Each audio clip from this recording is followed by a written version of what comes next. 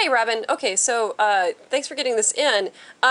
It looks like you really struggled with this. You were using light from a window and lighting from an overhead bulb.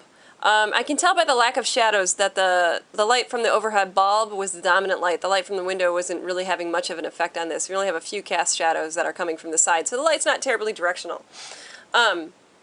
And yes, these are really, really yellow. Your auto white balance is not a good choice here. So what we really wanted you to think about in this is white balance, okay? And we wanted you to be aware that light sources have different temperatures, different Kelvin temperature ratings.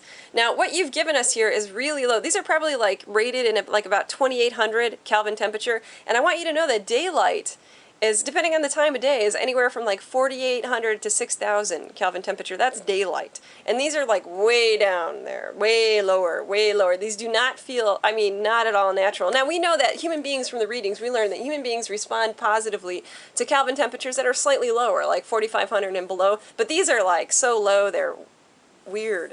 So really think about white balance. And if you haven't read about white balance in the lecture, go back and read it. If you haven't read about white balance in the text, go back and read it.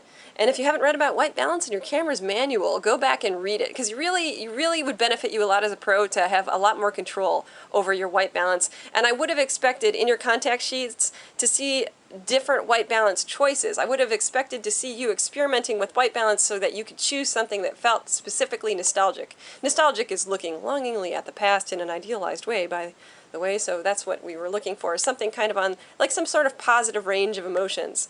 And that's not happening here.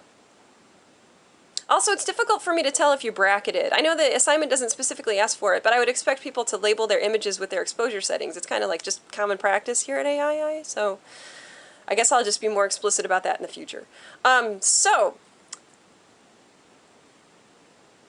Yeah, I don't know. I don't know what else to say about this. This seems like you really struggled to understand this assignment. But I am grateful that you got it in on time. That's awesome.